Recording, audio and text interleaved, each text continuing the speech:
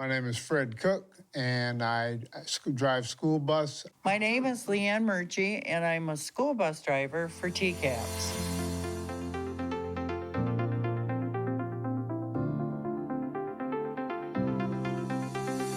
It's been a very wonderful experience.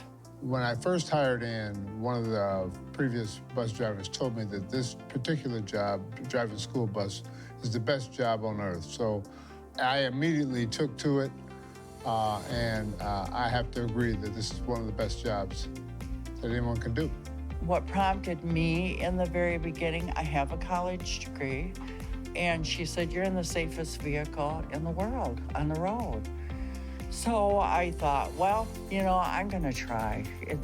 Because I would be on the same time schedule as my own children. And when they were off, I was off. When holidays, I was there. So it was the best of both worlds. TCAPS offers jobs elsewhere within the system. Between routes, I used to, for 12, 13 years, I did lunch duty over at East Middle School, and now I paint. They're real good about finding people the hours that they need during the course of the day to make the job great. We have Mesa Insurance. The whole district has it. It's awesome. It's the best health insurance. We offer a 401k. There's a sign-on bonus. It's a win-win situation. The most important thing, I think, coming to work at TCAPS is you understand that you are a part of a team. It's a part of a collective. It's not just bus drivers and then versus teachers. It's not that. We all are in this thing called education together. If a person generally likes kids, this is a perfect job. So I'm talking to kids all day, and that experience is really heartwarming, and I continue to understand what it means to be a part of the community. You are an educator. You have a chance to touch children's lives every day, and don't think that you don't. You are such an important part of the wheel of education.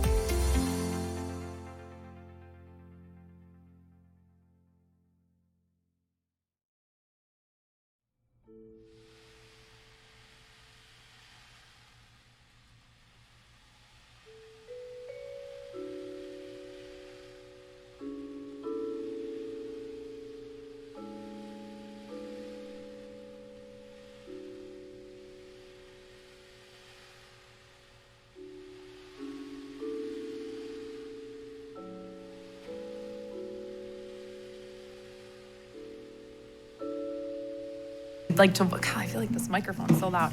We would like to welcome the audience and thank you for attending. Viewers may watch the Board of Education meetings and board committee meetings live on TV 190 or online at tcaps.net/board. Recorded meetings may be viewed on demand.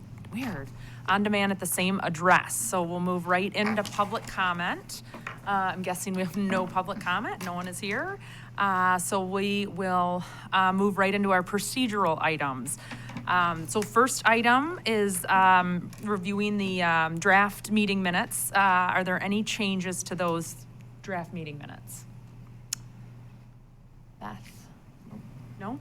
Okay, so they will remain as posted. We'll go right into, some updates with the TCAPS district course catalog. So Miss Heidi Maltby-Skodak. All these promises of classes updated, now you get them today. Yep. So what I would like you to notice is that a lot of the courses, the majority, you'll see MVHS next to those. So we found that students have been more successful, especially in the language courses that are online using Michigan Virtual. So you'll see those were added in addition. So Edge were the ones, Edgenuity were the typical provider that we have used in the past. But we have moved to using Michigan Virtual for most of our language courses at the high school and middle school level. So that's where you'll see some of the changes. The other changes really are on additional offerings that were requested to be done in Up North Virtual. And this first list is for high school only. So you'll be able to see all the additional classes that are offered and the updates that are there. Knowing that we do not delete any of our other classes, so they still remain in the course book, guidebook for now. So the Edgenuity courses that still say, whether it's geometry or whether it's world language course, are still gonna remain in there. For middle school, there still are a few changes. You know, the majority of those, again, are in language or world language courses. We did have some requests for music, so you'll see those in there. We had one middle school request for a chem lab, so that one is popping up on our Power School, so that one is in there as an add at middle school level. And then high school in person, we're excited about our sports medicine offerings, A and B, first and second semester. And then we have Titan 9A and Titan 9B, similar to what you heard about last year, which was Trojan Integrated Experience. It's the equivalent on the west side being added. And you'll also see some course name changes for STEM 9A and B and STEM 10A and B, which are those collaborative courses where English and science are teaming in a class for those ScimaTech and Scima Health courses. And the last was the addition of 2 Intro to Coding and Game Design classes offered at Central High School this year, and we hope to expand next year. We had 1 addition to shared time at this point. We will probably have more depending on what students select for enrollment. But right now, it's the police administration for shared time, and we had no changes for elementary, which is typical.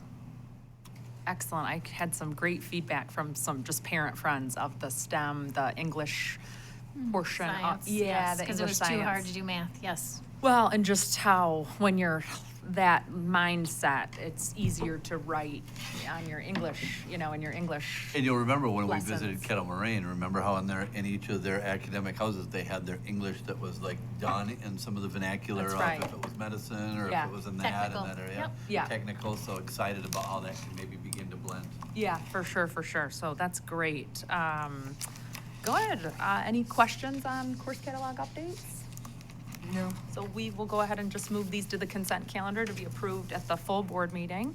And then next item, informational item. So we'll move right into the board curriculum learning series. So TCAP special education assessment, and Ms. Palmaville will review that for us. Yeah, so again, you'll see a series each time we're gonna bring one to you. Tiffany has a great presentation today just on assessment, so in special education.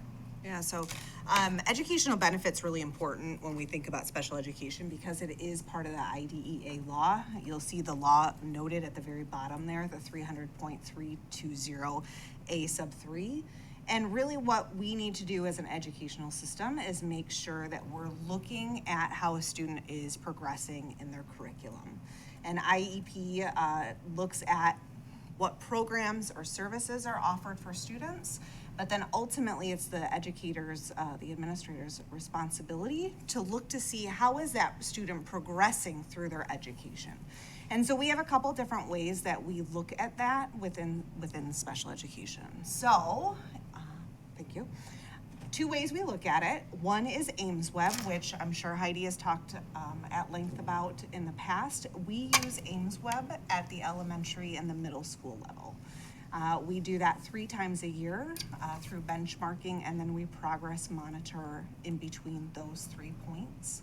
Star Renaissance is a new program that we are piloted, or we have adopted at the secondary level, at the high school level, and that's for students who are receiving special education in the area of reading and math. And so we're very excited because thus far we haven't had any rich, diverse looks at progress monitoring at the secondary level.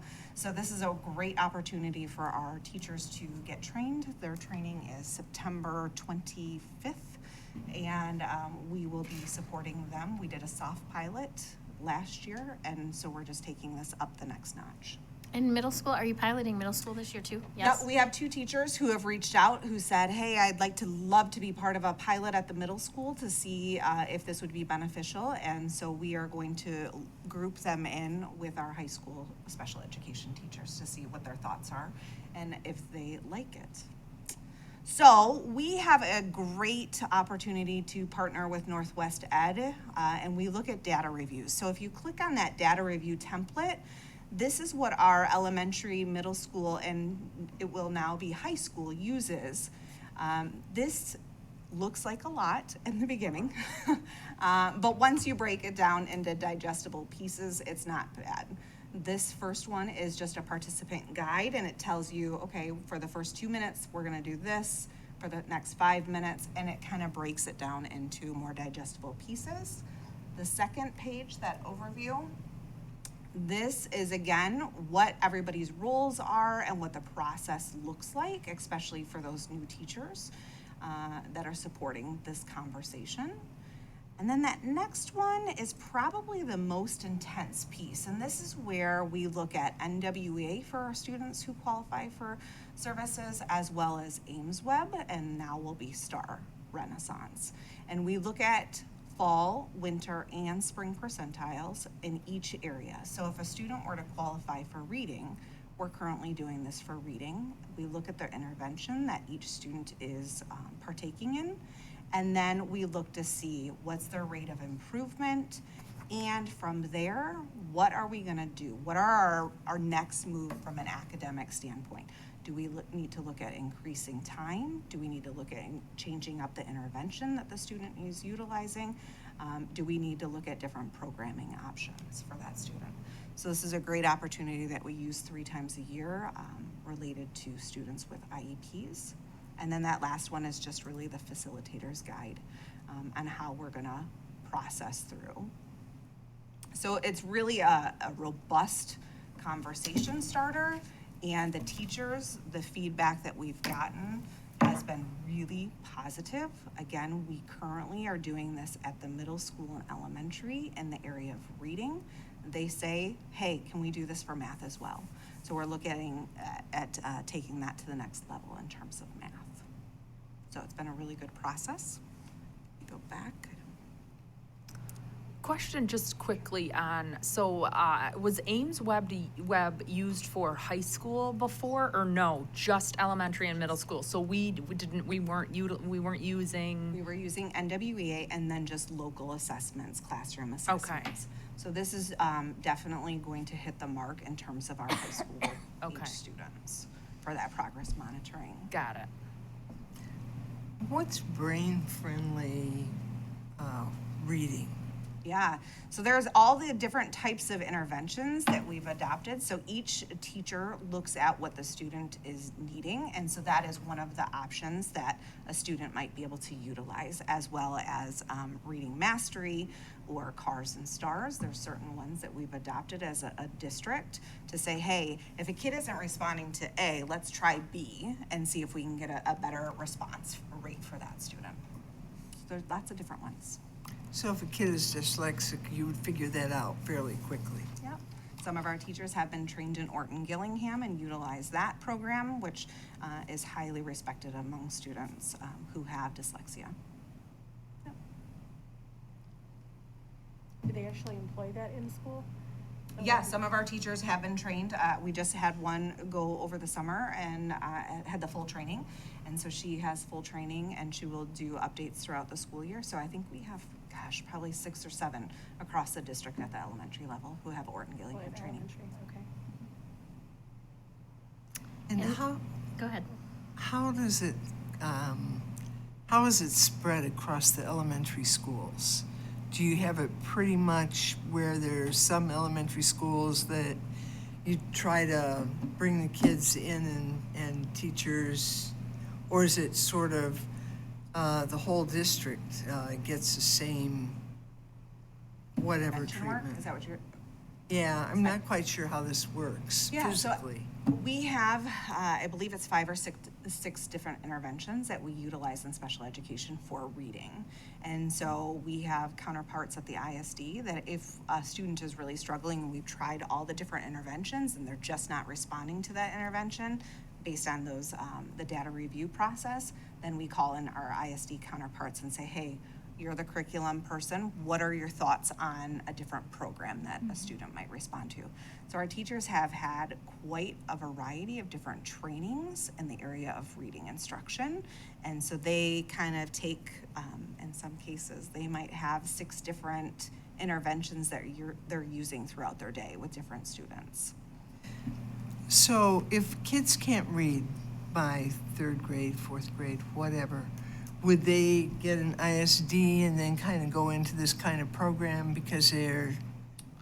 Yeah, so we have a child find obligation in special education. So if a student is not responding to an intervention, so they might start in gen ed and then go through the task process, and that's kind of our at risk. So Kirsten might have said, hey, I've got a kid who's really struggling academically. We're gonna do some soft interventions, those tier 2 interventions. If kids don't respond to tier 2, then we look at, do they qualify for special education? And we have an entire process to see if a student were to qualify for special education. We do psychological testing, we do academic testing, speech, OT, PT. It's a wide variety depending on a student's need.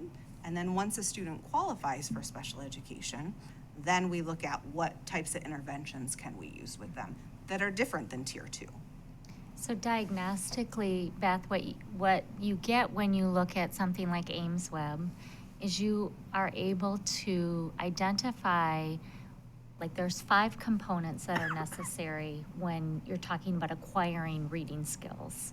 So when we know that a student is struggling to become a reader, we have to then sort of in the same way that you would try to drill down to sort of a cellular level if you were trying to find a disease, right? So we're really trying to articulate and understand, where is this breaking down for this student? Is it that they really are struggling with phonemic awareness? If it's phonemic awareness, then we're gonna look at matching an intervention based on that deficit, right? So the tool is intended to help us figure out what's lacking, and then we match based on what we know about what's lacking for that student, what they are needing to have shored up. We find an intervention to match. And if we feel like we're scratching our heads and saying, boy, we've tried this program and this product, and we've tried this intervention, and we've done this amount of time and intensity, that's when we might say, hey, ISD, what do you have that we haven't thought of? Because it seemed that some of our reading scores were pretty low. And I was thinking, how widespread is this? So I would say right now, we have roughly 10 to 12% of our students currently qualify for services under IDEA.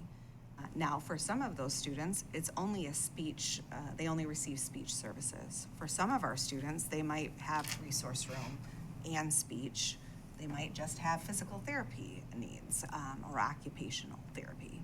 So it's a wide variety. We have roughly, I want to say, 700 students who qualify just for a resource room alone, and then just over 1,000 students across the board who would qualify for any service under special education. So that would be 1,000, roughly 1/9 of our student population are qualifying at this point. So, and that's only basically in reading, Nope, it No. could be, Could be anything. across the board. yeah, we have 13 different areas that students can qualify for special education, wide variety. I'm trying to wrap my head around some of this, because I think that sometimes kids progress at different rates, because God willing, they're all individuals, they're not clones. And, sometimes I wonder if it's really a special ed issue as a maturity issue or exposure issue or something along the line. Or it could be as simple as they can't hear. Absolutely. And I would say that we go through extensive testing before a student were to qualify for special education. Part of the law says that we have to have students in the least restrictive environment. And so when we're thinking about how are we gonna educate a student, we're always gonna try tier 2 and in a building level before we move to tier 3. speaking from experience and having lots of clients who have been in that area. Thank you. Is it on? Just pull it down. There you go. Can you hear me? yeah. Okay. I'm wearing this to protect you. I don't have COVID, but I don't know. I was exposed last week, so I'm just being careful. I know. Being exceptionally. I just tested. Exceptionally so it was negative, careful, but I'm being yes. exceptionally careful. Yeah, what I've found from my own experience as well as clients is that it's actually a pretty high bar to qualify for special ed. It's not an easy fix. It's not an easy diagnosis, and it takes, goodness, a month to sometimes several months to even get through that process. And then for kids who, so I know one of the qualifying things, for example, is that a child has to be substantially failing their class. And, and they may still have a disability of some kind, and they're not at that level, and they might be disqualified that way. So there's so many variables in it. Some of them get diagnoses from psychologists, outside diagnoses. It just depends. So it's not very easy, actually. Once the ball is rolling, we have about 30 days, school days, to get the evaluation completed. So it's usually a school psych who's looking at cognitive assessments, and then we have intervention that we look at as well. So if we're considering maybe a student is struggling in reading, we have specific assessments that we look at for reading.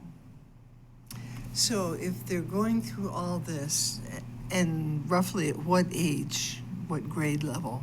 Gosh, we get Can on. it kind of come and go? Yeah, absolutely. So we have little ones as young as 3 who have IEPs, and they could qualify at the age of 3. We have kids who qualify in the 5th grade. We have kids who qualify at the high school level for the first time. So you have a wide variety of ages. You can't pinpoint it's got to happen by the 3rd grade. It's when a student needs it. That individualized. Okay, something to think about. And I don't mean to infer it's so hard to go through the process for the student. I'm just saying it takes a lot to actually get that. I think it just speaks to our due diligence, Right. right? Our due diligence is to try to provide as many interventions as we can prior to looking at a special education certification. And then once we felt like we have exhausted that, then that is certainly something that's available to us. And then even after identifying the student with an IEP, if that doesn't seem to solve the problem, you can access the ISD to help target different. And they provide a lot of services, special ed wise, to us. Yeah. Yeah. So, okay. And I would just give a shout out to Tiffany. She won't tell you this, but she was on the ISD team. She was on the team with the ISD and have done 2 presentations. And people call them from all over for their help and support for their very succinct process in going through and helping support special ed students in this process. So kudos to you and your work on that. Thank you. And it's a cool thing to be a part of. I sat in on a couple of them, and they just get right through kids, and we are able to do a lot of great work, so. Good, thank you. Thank you for that review. That was good review, so I appreciate that. Okay, next item, we'll move into the cell phone policy implementation plan update. So, Kristen Perkowski. All right, well, in addition to working with principals to make sure that we had consistent communication going out to all families that was aligned to our new policy, we also have been behind the scenes working on consistent practices with implementation. So as Ms. Houghton shared, some of the kind of things that were already in place at Central have been replicated and will be this fall across the district. We will have cell phone pocket holders in all secondary buildings. So the same practice that she outlined at that last board meeting, that will be happening.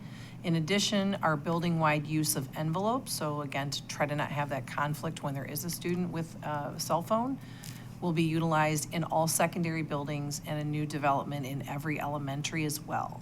So that will be obviously a lot less frequent in an elementary because we don't have as many students bringing smartwatches and cell phones. But should there be that case, we do have, thank you, Megan, who has worked a lot behind the scenes along with Evan, our technology director, to make sure that we have consistent envelopes and access to all the buildings. Those are in progress? In progress, In progress.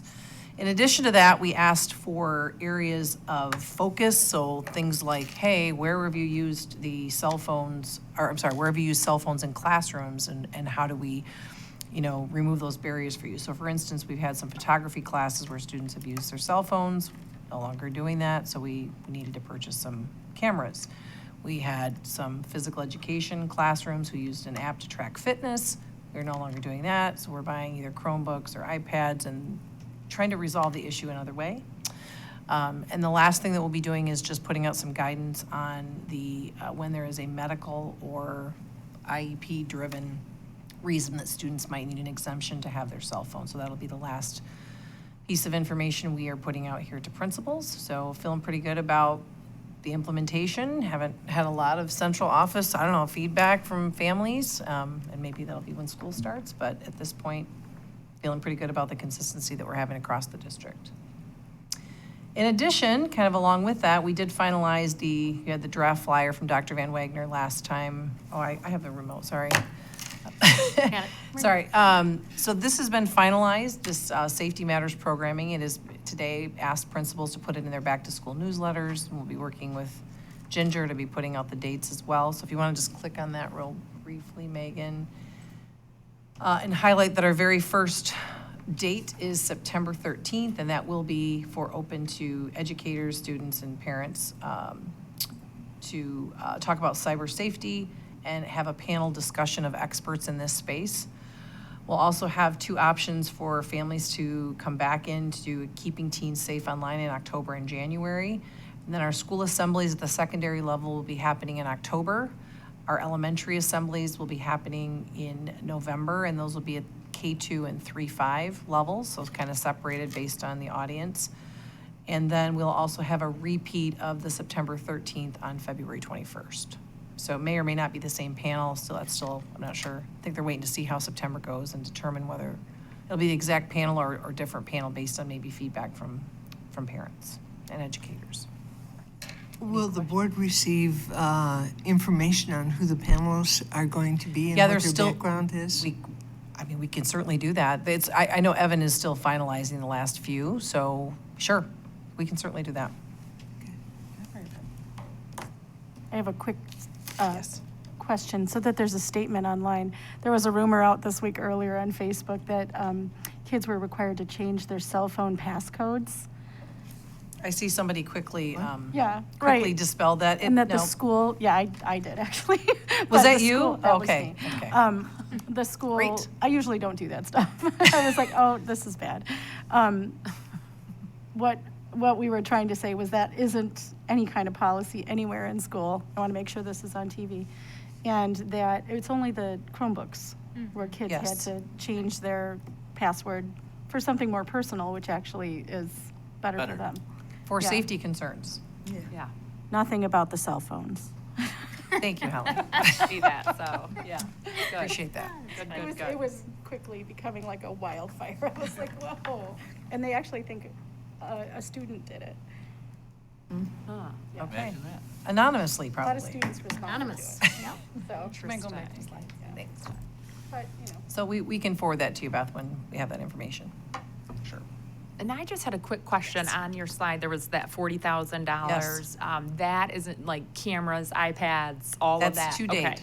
Yep, Good. those are the slides, and they were all asked to, it's primarily secondary. Yeah. So costly, right? So it might be a classroom set of Chromebooks for the weight room. Right. Or 11 cameras to share, in a photography class, for instance, at the middle school. But we tried to make clear that if it was happening on one side, we were doing it at the other building. too. Yeah, good. When I first was reviewing the slides, I was thinking the pockets. And I Well, was those like, two, no, wow. the pockets. Yeah, The but pockets, the 40,000 envelopes, the Just fancy labeling. little- Numbers for the pockets. Yep, the number, Like Gucci pockets. Yes, you're thinking So- they're Thanks, gold Bing. lined, right? much of the cost is technology-related technology, items yeah. to I replace think the the use of pouches, I phone. think we paid a little more than $5 for each class. Yeah. A full set of 35, I think. And just curious, did we end up using the local did. woman that Mhm. makes We it? did. Oh, that's did. great. That's fantastic. So, good. That is cool.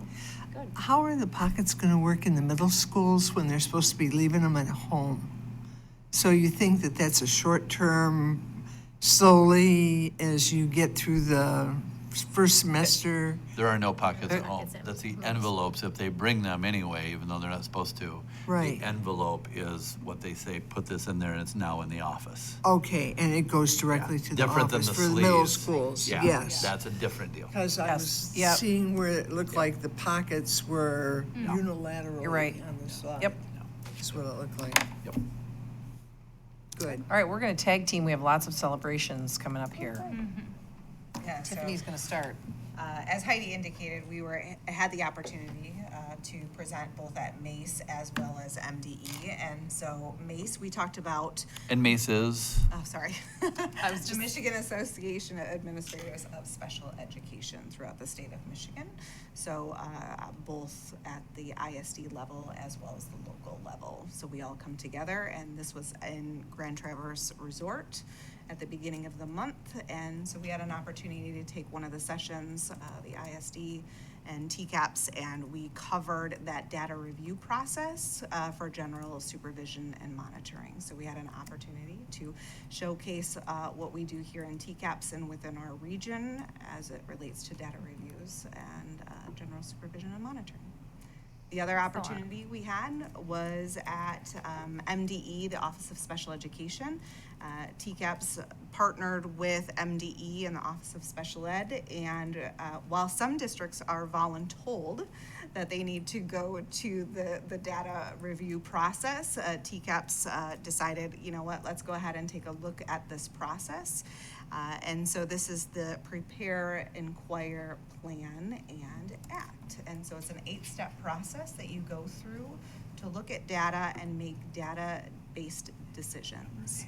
And so we were able to do that and think about graduation, primarily at TC High. And it's been a great opportunity to, again, partner with the ISD and make some changes as a result of our actions. So it's a great opportunity. Thank you. We also had the distinct fun to meet with our administration, everybody in the district administrative team. And these were some highlights from the summer of the fun that they had. So everybody was able to put up a picture. And thank you, Heidi, for coordinating and putting them all together. So just nice to see people resting and rejuvenating over the summer and having fun with their friends and families. With that U-Haul? Yeah. It looks like a lot of was our fun. new assistant principal at. That's a lot of Yes. fun. Exactly, at West Middle School. That was Mark. his fun, moving from South Carolina, yes. The fact that he has a place to live, that's super. fun, Yes, right? for sure. In addition, our second day, this is part of our second day with just principals. These were all building principals. We were at Northwest Ed. We had the awesome space there. We were able to collaborate together and then individually with elementary and secondary. You can see Kelly behind the scenes there, really intensely working as well. We just really appreciated their time and space, I guess, to be able to spread out and talk about everything teaching and learning. And that was really, I don't know, that's what our team lives for, is getting in a room with principals and having those kinds of conversations. Just planning for the year. And then we did a little bit of principal team building. I don't know if you've ever heard of Goose Chase, but we did a little fun Goose Chase at the very end of the day, where they actually got on in teams that we assigned onto some TCAPS buses and did a little bit of team building around the community together for about an hour. And they had different activities that they had to do, and everybody said this was the highlight of their day, to be honest. I mean, we spent all day talking about what we love doing, but then they got to go out and actually do some different activities to kind of earn points, I guess, in bragging rights. Heidi, would you say? Or you two are still debating who actually, It was which, definite, yeah. Yeah. You need to review. I know, I'm I pretty need to sure go one, back, 'cause, and there was- yeah. Still a disagreement. there's still a disagreement. disagreement of, Competitive edge going on. Although the picture at the top of Toby and who is that, Nate Kepler, I think, I think it is. teaching yeah. martial arts, right? Looks like the Karate They're Kid. doing Karate Karate Kid, Kid. reenactment of the Karate Kid, I Crane. believe, yes. Crane, yes. Crane kick, sure. So they earn different points for different Standard. activities that they have to do with, in and around the community. And so it was a nice way to especially integrate our new folks to the team and have a little bit of fun at the end of a long 2 days of intense, collaboration and learning. Had you There's guys, Abbey Road. Yes. Yes. you got had it. you guys done this before? Like No. a team build? Okay. No? We did a 2-day kind of, boot camp to bring everybody in. We kind of started a little bit of a first time of our first day with administrators a year ago. But this was a time to really focus in and bring everything in, and we had a first day review, very intense legal review that we had Rob from Truant Law come in and do. It was a jammed-packed 2 days with all of our administrators. They were tired. Yeah, the feedback is we might like spread it out over, like half days over the week instead of it being 2 full days, because it was awesome. People really appreciated it, but it was a lot. Yeah, well, to come jump right back in, but be like up to here, so, yeah. Yeah. Oh, yeah. It was really cool. I got to Who's see. on the motorcycle? Who was on the That was motorcycle? Angie, isn't it? No, Kristen Studeman. That would Yeah. be team 4 right Yeah, there. yeah. And notice The how she's winning not team. actually on the On the motorcycle. motorcycle. She's standing next to the Yeah. So Heidi thinks there probably should be a deduction of Yes, points. deduction, for sure. Literally riding it. That was- So it's really cool because I get all the photos as they're taking them in the app, like the whole feed as it's happening for that 1 hour. So it was kind of neat. I got And to they see were them all on a different bus, so They they were all- had to, yeah. and 4 buses. and they had to work with their bus driver. The part bus of driver had to team. be included in the So mix. we thought that was neat, because, So we don't cool. know, like, how long has it been since they've actually been on a bus ride? Right. Yeah. So that was kind of a late thing that we did, that's awesome. Now you gotta get food service into it, like you gotta Absolutely. show up and There whoever you go. can concoct the I best. can hear all the Yeah. songs happening right now. Yeah, right. Just to sing to Yeah. our bus drivers and our lunch. There you go. Well, that's great. Anyway, it's fun times. Good stuff. I'll let you talk about this today. Yeah, so Take the picture. today, This was just the set. we had the opportunity to, John did, to sign, and maybe you want to talk about it, John, but Go ahead. with the University of Olivet for really helping our students make an easier access. Oh, yeah, I promised I was I going put to it dance up with for these. you. Yep. So make it easier for them to enroll, so it's direct basically to Olivet, and then take advantage of the Olivet Advantage Scholarship, which really affords the students a significant amount of scholarship money to enroll at Olivet. They were founded, and I learned more about it through this process, they were really founded on that 50% of the students that go there are Pell Grant eligible. And so it was very interesting for me to learn a little bit more about that and the opportunities that they have. They don't partner with every school district, but Traverse City was one on the list. Wow, nice. So today, John was able to sign an agreement with them to help support that ease of entrance for our TCAP students into Olivet. And what is Olivet known for as a college? Well, they have if you look at their list, they offer just about everything. The other interesting piece that I learned a little bit more about is they're offering a master's in social work virtually, which is an area that we're really helping to gain more social workers in our area. But really, they have a pretty broad curriculum opportunities or concentration opportunities at Olivet that students can participate in. But they're looking to just really grow on the map. Really, they get a lot of kids from right around them, but not necessarily from up north schools and around Michigan. So they're looking for ways to expand and help support that growth. Illinois, right? Aren't No, in Michigan. Michigan. So, What is south of Michigan? Lansing, between Lansing and Battle Creek. they? Okay. It was really established as a strong school for minorities. So really excited with that, and they do a fair amount of teacher ed, as well as insurance management. Is a big program with the Lansing area of having a lot of the auto owners insurance and Farm Bureau, and they do a lot with that as well.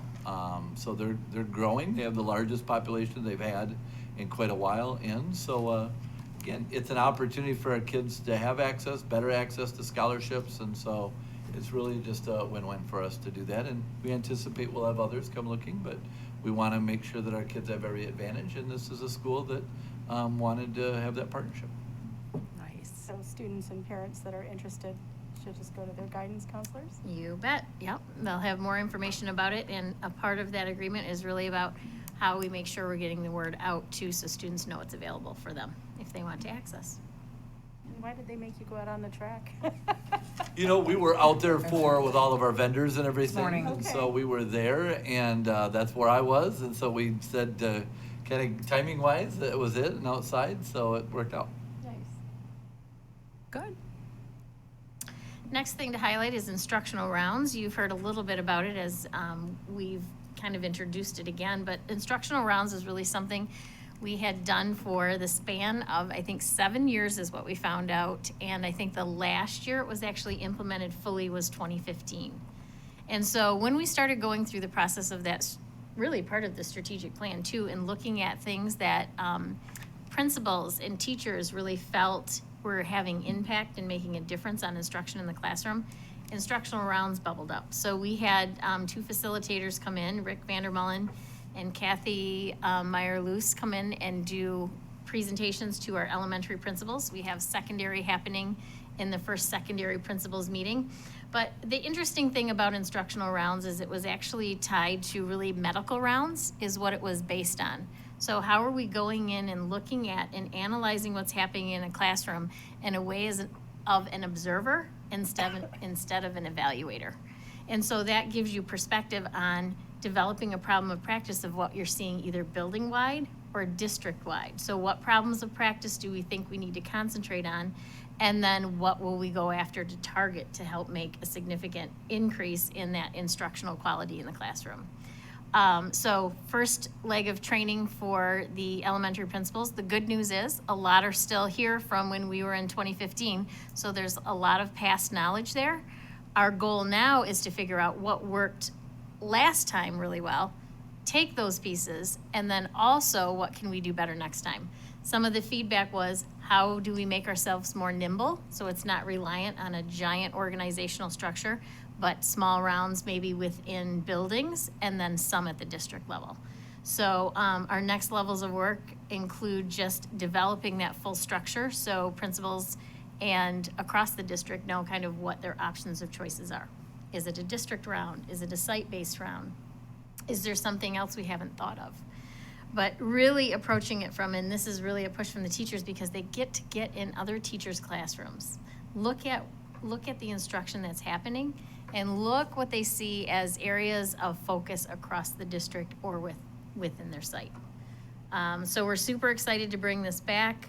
We're excited about the training we've been able to offer. This year is our opt-in year, so schools can choose to opt in, and then next year it will be a full, everybody's participating in rounds. But knowing that there are early adopters and people that might just want to sit back and let me watch it first for a little bit before I hop on board. So most are pretty excited. I suspect the majority will do it anyway, but always give the opportunity for more learning before they jump in. And you said this was just elementary teachers, is that right? This was elementary principals this time. Principals, okay. In the summer, we also met with a group of teachers and the original group of instructional round facilitators, which in instructional rounds, it's not about the administrators. It's a team of teachers, with administrators, with central office partners, and looking at what they see within the classroom happening to help support. So it's very popular because it's not a top-down initiative. It's about like what is best for classroom instruction, and we're talking to the people who do the instruction every day and what are our next moves to help make improvement. Great. And I'll just add, this is one of the things in my adventures early on, talking and doing surveys with our staff, talking about what are those things that maybe we've done in the past that were just cut, or there are things that were just kind of thrown on the wall and see if it sticks. And this was one of the things that so many people told me that they felt like was really lost, that a lot of effort was put into training at Harvard with instructional rounds, and that like it really was a great thing, and then just kind of with budget cuts and different things just kind of disappeared. And so I really wanted to honor that, even in the strategic plan, you might remember there was data about, let's not create new things when we had things we already did and just abandoned, bring back. So this was one of them that a lot of money, a lot of effort was put into. So we're bringing back, all those people that did that training, all that, and really try and focus from the, that aspect of teacher-driven instructional rounds. That's good to hear. Thank you for that. Just kind of bringing it back full circle Yeah. to that. Because, Yeah.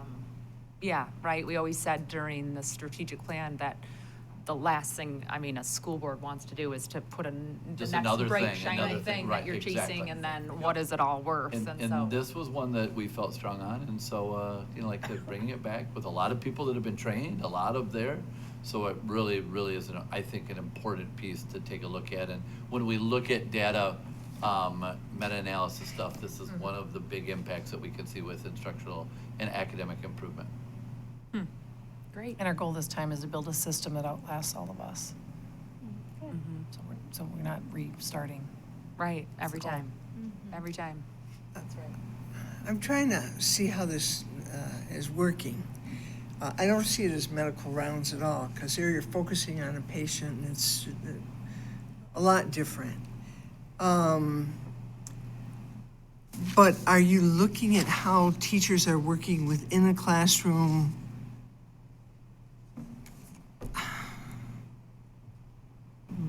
By how they arrange their lesson plans, by how they pull in extracurricular information? How is this instructional rounds? So, Go yeah, ahead, each- go ahead. Well, each building will analyze through either their data analysis along with their instructional leadership team, and they're going to identify what they consider to be the problem of practice. So the building will have a focus, and that focus could be talking about the number of times teachers are working to elicit student thinking. That could be their problem of practice. It could be that the problem of practice is related to the number of times students are engaged in independent practice at a cognitively complex level. That problem of practice is really defined by each building. When people come in then to do the observation, what they're observing is whatever has been identified as the problem of practice, and that's what they're providing feedback on. So as they're collecting information and data, they're looking at it through the lens of the problem of practice. It's not that there might not be other things that they notice, but for the purpose of instructional rounds, you're focused on what that building is seeking feedback on, what they have identified as their next levels of work. And one of the Through their questions. peers, Yes, through their yeah. peers, yeah. So if attendance or tardiness or something along that line, That is not an instructional that would practice. not be in it. No. It's about No. instruction. No, so it's like, if you were a student in the class and you did everything you were asked to do by the teacher, what would you know and be able to do by the end of the lesson? So that pushes the teacher and the team really to think about, like, are they in just acquisition of knowledge, or are they actually able to apply that to something else, and where are they at and their depth of knowledge and learning? So when the teams at the schools develop their problem of practice, that's where they're looking and thinking deeply about just that. I'm just in there to observe what's happening and what I see in the classroom. Because as they start to digest what they've seen in multiple classrooms across a building, that gives them the feedback to know, number one, am I having improvement on what I've identified as my problem of practice? Number two, what might my next steps be to help support that structure of learning in the classroom? So it's really about, and it was based on instructional round, or on medical rounds of how you're doing that observation. And patient would probably be the classroom, I would say. So instead of you're observing a patient, you're observing the classroom. And what are you gaining when you see and look at what's happening during that 15 minutes that you're in there? It's It's still interesting. a bit confusing to me, but okay. I'll accept it. It seems very systematic, and I think sometimes the interaction between the personalities within the classroom, you can't always guarantee that you're going to get the same kind of interaction classroom to classroom. And that's a hard thing to control, you know. It is, but you have to be able to differentiate, in practice. They're trying to reach kids based on different ways in which they learn, or interest, or ways that motivate them, all that. So there's actually a science, and I will share the book with you, of John Hattie that's done a huge study of a meta-analysis that actually gives you an effect size for those specific strategies on student achievement. And a lot of our instructional groundwork, our evaluations are based off of how teachers teach and instructionally on those issues that affect that effect size. So would we be able to use that kind of approach evaluating different curricula? No, because curricula is, It's a tool. it's a tool, it's not a practice of that a teacher, does to work specifically with a kid. There's different ways to look at curriculum. Honestly, it's not as scientific, unfortunately, as what actually, they've been able to look at. Teachers that do this in the classroom effectively with kids see academic achievement improvement, and looking at thousands of classrooms across the world. And they also have noticed the other thing that was very interesting about this is the impact a principal has in a classroom. And I think, was it you at the admin day, somebody gave the, It was Rick. that effect size, oh, was it Rick? Okay, effect size of the impact of a principal who actually is involved in these classroom practices with the teachers, right? So it's not the teachers are doing it, it's not evaluative, it's not evaluative and it's really everybody working together. And the principals being really into that instructional side to help support learning. Instead of just the management side. I've got a good book to give you. Okay. You like to I'm read, up so it's a for, good one. I'm, I know. I'm up for games. Yep, I've got a good one for you. Okay, Give I it like to you it. when we're done. Sounds good. Perfect. Is that it? It's a lot. It's a lot of celebrations and successes, but good. Well, thank you. Any other items? No other items. So our next curriculum committee meeting will be here in this room, September 25th at 4 o'clock. So with that, I adjourn this meeting. Thank you.